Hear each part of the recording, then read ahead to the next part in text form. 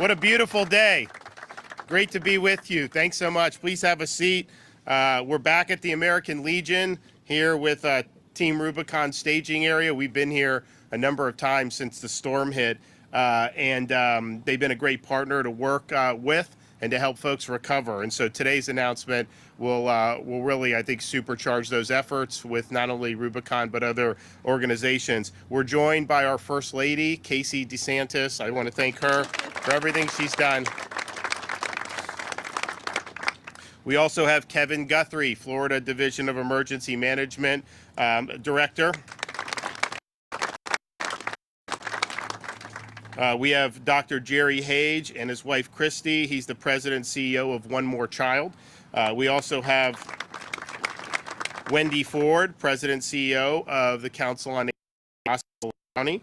And then we have David Coggins, director of the Southern Baptist Disaster Relief. We have the House Majority Leader of the Florida House, Michael Grant.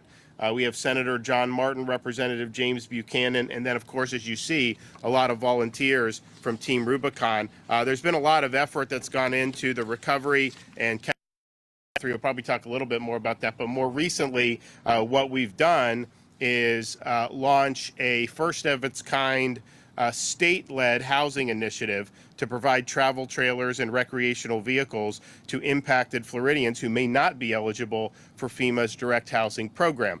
Not only do we think that that would be filling a need, but we also think we can do it quicker and more efficiently than FEMA. And so we've worked really hard to do that. We launched the Unite Florida portal, one-stop shop where impacted Floridians can apply for the state housing program, as well as report other unmet needs, including transportation and food assistance.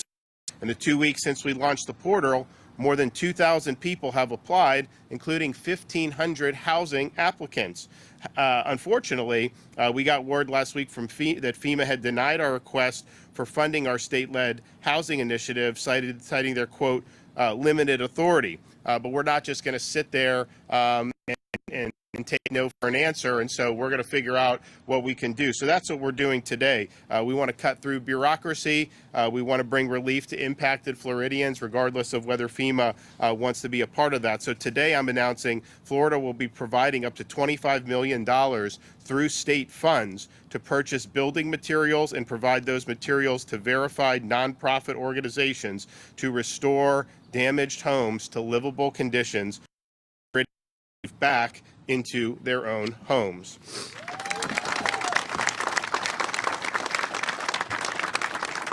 So this includes materials such as sheetrock, studs, doors, drywall, and other materials needed to get a home into a condition that will allow a displaced resident to return safely while they complete permanent repairs on their home. We're also announcing, and the First Lady will say more about it, up to $35.2 million to support the state's home repair program and to continue to support the fulfillment of unmet needs through the Florida Disaster Fund that she will talk more about in a minute. But as of today, they've raised over $57 million for the Florida Disaster Fund, and she started it before the storm had even hit, that weekend before it hit. And so they've had enormous success. We've been able to do already $8 million to different organizations, including the first responders and teachers and all this stuff. But now this is going to be a really, really big deal. So I'm going to let the First Lady come up and tell you a little bit more about that. If I know the governor well enough with that $25 million, and I know Kevin Guthrie well enough, they're going to be working to maximize that, working with folks like Home Depot to get those supplies at cost, because then those $25 million go even further. So that's something that they're excited to do. But what's really neat about the money that's coming from the $57 million that the goodwill of the people of this state and across the country donated to the Florida Disaster Fund, we're now able to get $35.2 million out the door from your generosity. And so what's neat is the $25 million is going to go to people like Team Rubicon. So it's all the labor. So when these people are coming from all over the country, from Colorado and from Washington State, to volunteer their time to come here to rebuild people's homes, we're going to help supplement their efforts through the generosity of the Florida Fund, which is really exciting. They're leaving everything behind to come here and serve. I've been talking with people who are still on the ground up serving Hurricane Michael. So you know that people are here for the long haul. So the fact that we have those private sector dollars to help supplement their efforts is a big deal. So that's $25 million. And then the 10.2 on top of it is really neat, because what our team has created through the governor's leadership and with Kevin Guthrie is an unmet needs portal. And this is where you really break through the bureaucracy and you maximize the dollars that are coming in. So you have federal dollars, you have state dollars, you have local dollars. But if you find people who have needs, let's say it's clothing or food, we want to support to make sure that people have what they need to get back on their feet now, not 5 weeks from now or 2 years from now. And so the $10 million that we're doing to supplement this is going to 17 different nonprofits across the state who have been vetted, who are here servicing those folks. So this is really where government meets the private sector, their generosity and the goodwill of the people from across the state and the country, and then also the nonprofits and how we can maximize resources. So it's not a government go at it alone, but it's really everybody uniting for the benefit of everybody here who were affected by the hurricane. And so we're very excited. Again, $57 million, but we're not stopping. I know money can be raised, so I think we're going to have some pretty exciting announcements coming up. But the $35.2 million, again, I just have to say thank you on behalf of the governor and myself, the entire team here, all of the nonprofits who have been here from the very beginning. David, I've seen you from right after the hurricane hit. You were out serving meals to folks, and I think it just speaks volumes to the people and the goodwill and the charity and just the graciousness and kindness of everyone coming together, and to be able to use these funds to help support their efforts, I think means the world to us. So I appreciate that. And with Kevin Guthrie, who's really been spearheading a lot of this, I think he has more to say about how we can keep maximizing those dollars.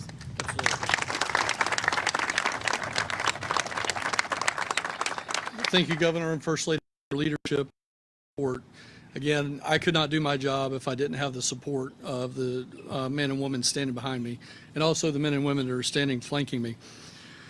As the governor mentioned, the state continues to develop and implement new and efficient programs to assist survivors following devastating impacts of Hurricane Ian. And again, here we have another Florida first, with Governor DeSantis leading the charge in this program for a state-led housing program and an unmet needs portal. In my more than 30 years experience in public service, this is the fastest and most efficient administration and response and recovery, short-term recovery, that's ever been taken on by the state of Florida.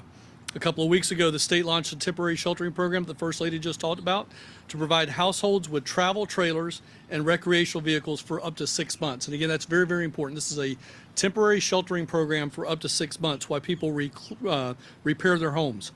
Governor, another Florida first, I'm glad to announce right now that we put our first trailer up last night on Pine Island in Lee County unincorporated, and it's ready to move into today. As soon as Lee County gives us that situation for to come. In addition to that sheltering program, the state is purchasing building materials that you heard the First Lady talk about. This will allow organizations like Team Rubicon and Southern Baptist Disaster Relief to actually do the repairs. This program, actually, the First Lady say that there's $25 million to help organizations go and take the $25 million worth of materials and get those installed into people's homes. Volunteers will be able to help the impacted residents with what we call muck and gut. That is, they'll go in there and clean out the dirt. They'll clean out the sludge, if you will, where the flooding occurred. They'll gut out that sheetrock. They'll take it out, take it to the street, and then they'll come back in and do the temporary repairs that the homeowner needs. We want to make sure that we're prioritizing the most vulnerable populations in the recovery, as they may not be able to conduct the cleanup themselves. We're going to first look at people that are in a shelter right now that qualify for this program and get them out of the shelter, for instance, the Deltura shelter, back into their home. Then we're going to look at veterans, persons with disabilities, persons that have special needs, get them prioritized next. And then we're going to work on everyone that we possibly can and service them through this portal. impacted residents. So you may say, okay, that's all really great and good information, Kevin. How can we sign up? Glad you asked. Impacted residents can apply for the temporary housing and sheltering program for temporary permanent repairs and other unmet needs that the First Lady spoke of at ianrecovery.fl.gov. Again, that's ianrecovery.fl.gov. And we have a call center that can help out as well. That 1-800 number is 1-800-892-0948. That's 1-800-892-0948.